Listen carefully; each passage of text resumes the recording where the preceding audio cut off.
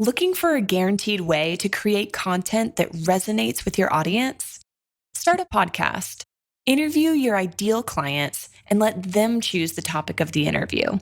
Because if your ideal clients care about the topic, there's a good chance the rest of your audience will care about it too. Learn more at sweetfishmedia.com.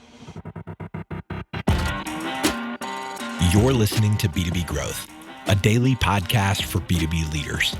We've interviewed names you've probably heard before, like Gary Vaynerchuk and Simon Sinek, but you've probably never heard from the majority of our guests. That's because the bulk of our interviews aren't with professional speakers and authors. Most of our guests are in the trenches leading sales and marketing teams. They're implementing strategy. They're experimenting with tactics. They're building the fastest growing B2B companies in the world. My name is James Carberry. I'm the founder of Sweetfish Media, a podcast agency for B2B brands, and I'm also one of the co-hosts of this show. When we're not interviewing sales and marketing leaders, you'll hear stories from behind the scenes of our own business. We'll share the ups and downs of our journey as we attempt to take over the world. Just kidding. Well, maybe. Let's get into the show.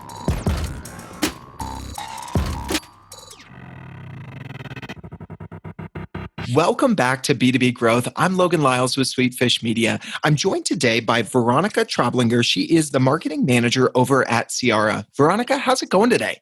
Hi, Logan. Thanks for having me. Absolutely. We're going to be talking about this tension in marketing as well as sales between automation and personalization today. And I think you have some very specific use cases you want to speak to as we dive into today's topic. But before we do that, I would love, Veronika, for you to share with listeners a little bit about yourself and what you and your team are up to these days. Sure. So, as you already said, I'm the marketing manager at Ciara. So we're a Munich-based SaaS startup, and we're building a digital conversation assistant. So what does that actually mean? We help sales team to communicate with prospects and customers more effectively while on the phone. So we provide real-time recommendations when you talk to your customers. This could be important questions you need to ask, the perfect answer to a customer objection, or some detail on pricing, the sales process, etc. So this way, you always know what to say, you never lose your train of thought, and ideally close more deals in the end. I love it. That's what we're all looking for, more deals in the end. So let's kick it off before we get into some specific use cases where you can actually use automation as, what I would say as a stronger lever. I mentioned it there at the top of the episode, Veronika. A lot of us see automation as this antithesis to personalization. They're versus, they're against each other, but you guys kind of push back on that notion, right? Yes, definitely. Working in a startup in the marketing and sales area, it's always like the question I get asked from our founders, like, how do we automate this? How do we scale this? But I have the feeling that's not the ideal way to go. So I myself get like 1,000 of automated emails a day. And it's like, they're super random. They don't actually fit what I'm doing. So I rather would say, let's step back and let's think about, okay, how can we be a bit more personal and combine those two approaches even more? So that's why I wanted to talk with you about it today. Yeah, absolutely. So the first thing that you recommend for fellow marketers is let's look at automation as a way to learn who our customers are so that you can start to personalize. Tell us a little bit about your methodology there, Veronika. Yes. So this is the most important thing in sales and marketing, knowing what is your target group, who are you talking to, what do they like? Is it like, what content do they like? When do they respond best to your content? And this is all things that you can learn through automated analyzation. For example, okay, do they watch my videos or do they rather engage with my social posts? Where are they actually located? Are they like US-based? Are they Europe-based? Or even Asia-Pacific? Also, what is their demographic? What is their age? What is their tech interest, the tech savviness? And all this information you can learn just by analyzing how they interact with you and how they interact with your website, with your social, but also with your product if you're in software, for example. Taking this data and apply it to personalized communication is the way to go. For example, you see a user signing up for your software product. So the first logical step is actually welcoming the person and giving them some first step-by-step insight on how to use your software. This is something that can be easily done through automation. And if they look for a new feature in your product, you can also learn that from automation and then reach out to them specifically and letting them know how to use the feature, how it can help them, and therefore combine this automated data analyzation with the personal outreach. Imagine it, a spreadsheet filled with rows and rows of your sales enablement assets. You've devoted 2 years to organizing this masterpiece, only for it to stop making sense. This was Chad Trabucco's reality. As the head of sales enablement at Glint, a LinkedIn company, he's responsible for instilling confidence in his sales reps and arming them with the information they need to do their jobs. However, when his glorious spreadsheet became too complex, he realized he needed a new system. That's when Chad turned to Guru. With Guru, the knowledge you need to do your job finds you. Between Guru's web interface, Slack integration, mobile app, and browser extension, teams can easily search for verified knowledge without leaving their workflow. No more siloed or staled information. Guru acts as your single source of truth. For Chad, this meant Glint sales reps were left feeling more confident doing their jobs. See why leading companies like Glint, Shopify, Spotify, Slack, and more are using Guru for their knowledge management needs. Visit b2bgrowth.getguru.com to start your 30-day free trial and discover how knowledge management can empower your revenue teams. Yeah, so you touched on there, Veronika, learning who they are, some other things about them, like what sorts of content they like to consume, where they're consuming it, all those sorts of things.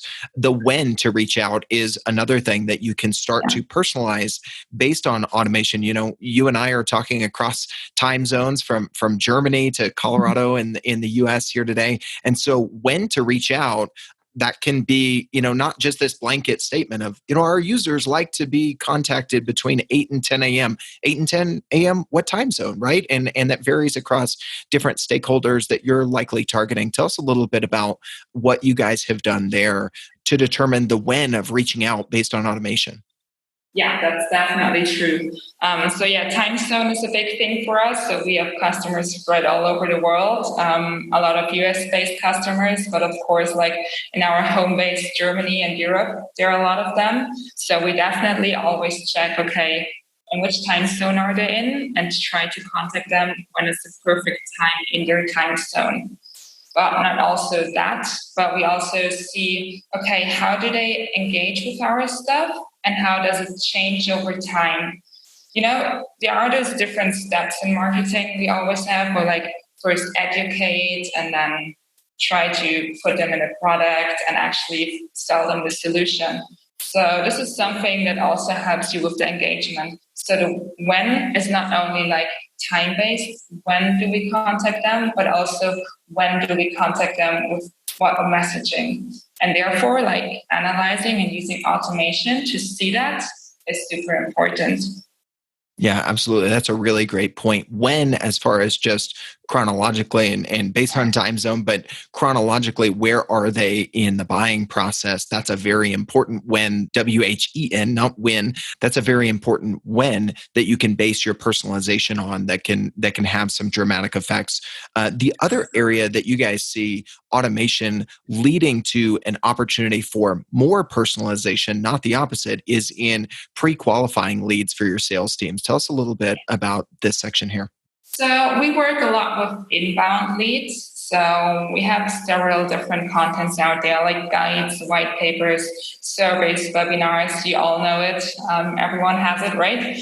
So the question is, how do we get those leads that we get through those channels into our funnel, and how do we actually get them onto the product?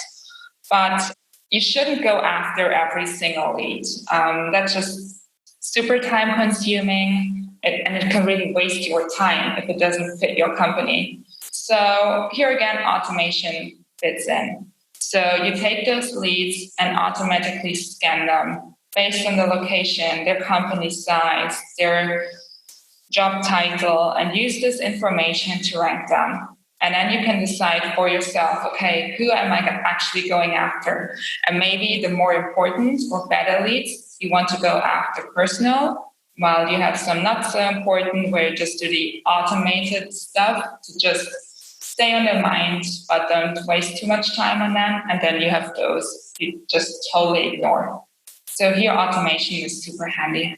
Yeah. And that makes a lot of sense to me, not just necessarily scoring the leads. And if they meet this threshold, then we're going to go after them, but informs how are we going to go after them, right? Are we going to go more personalized and less automated if they meet this threshold? Are we going to maybe go semi-automated here? You have maybe a nurture campaign with a follow-up from a sales rep, and then someone who's really unqualified. It's not going to cost you anything to put them into a long-term nurture sequence because maybe they move on to a different organization. Maybe, they tell a friend who is qualified. And so to me, I kind of think about it in those 3 tiers. Is that similar to how you've built out your lead scoring function there at Ciara? Exactly. Yes, that's the way we do it. Awesome. I love it. Well, Veronika, for marketers listening to this that are feeling the same tension of, where do we automate versus where do we personalize, and where can we use automation for better personalization? What are some parting thoughts you'd like to leave your fellow marketers with today? Yes. So what you should definitely consider is in what stage you are. Like we, for example, we're an early stage startup. So of course, there are a couple of thousand users we already have, but it's still kind of manageable with personalization and really try to get them on the phone and really speak one-on-one. But as you grow bigger, it's going to be harder and harder. It's just too much time consuming. So think on what stage are you? What is your main goal? Is the main goal learning from your customers at the moment?